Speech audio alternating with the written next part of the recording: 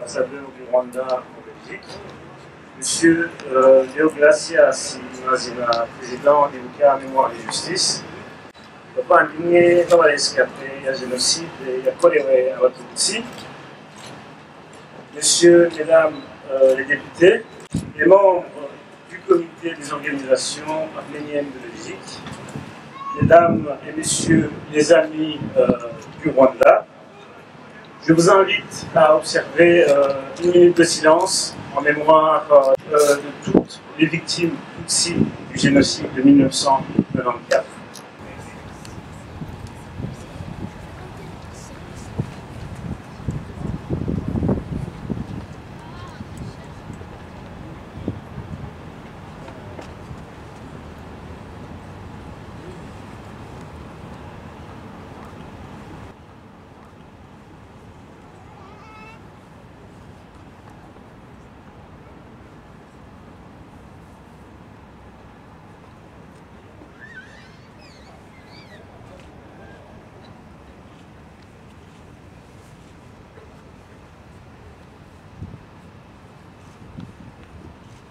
Nous sommes ici réunis aujourd'hui pour rendre hommage aux victimes du génocide commis contre les Tutsis en 1994.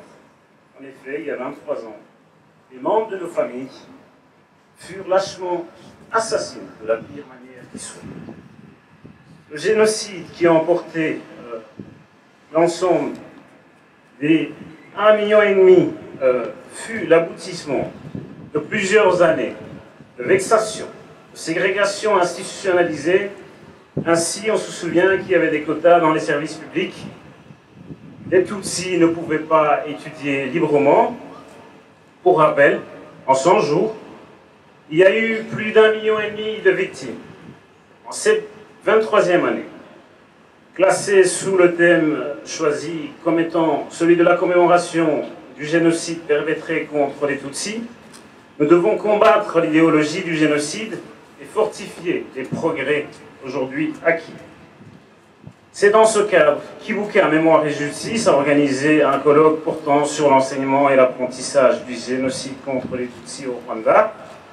Lors de ce colloque, un état actuel de la question des enjeux, des défis et perspectives furent versés. Ce colloque fut couronné d'un immense succès, mesdames et messieurs. Lors de ce colloque, M. Pierre Galland, président de la Fédération humaniste européenne, a rappelé le caractère prémédité.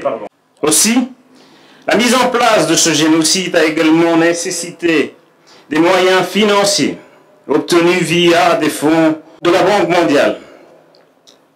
Pour l'anecdote, cet argent a été remboursé par les rescapés Tutsis. L'argent qui a servi à tuer les leurs fut remboursé par les Tutsis, mesdames et messieurs. Lors de ce colloque, le président d'Ibuka a profité de l'occasion pour mettre en lumière le fait que la planification, la haine et l'endoctrinement faisaient partie intégrante de l'enseignement scolaire avant 1994, mesdames et messieurs. L'enseignement, l'histoire a été un médium pour faire passer les idées de division.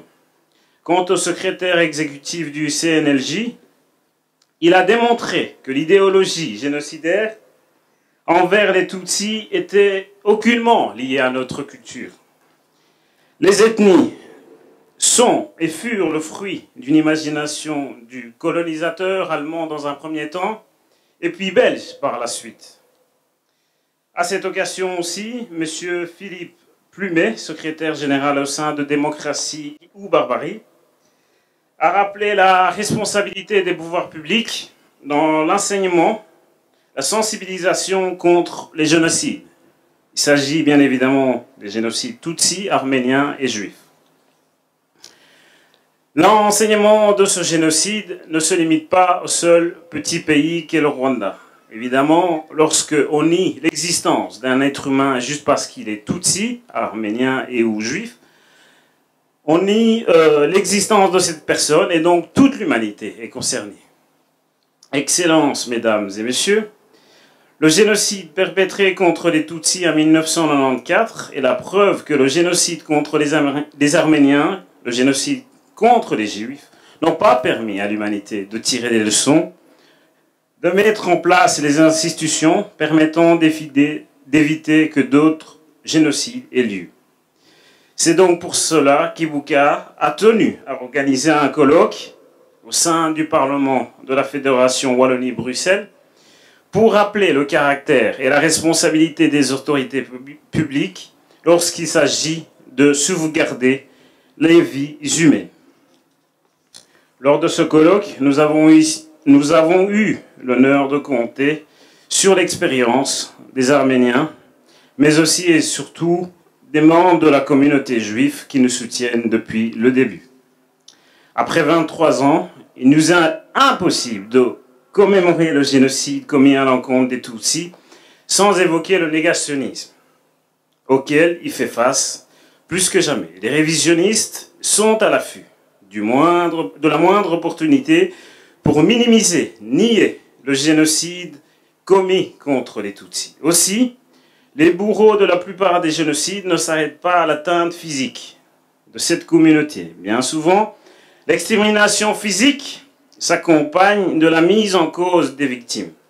L'idée ici étant de faire porter le fardeau de leur propre extermination aux victimes.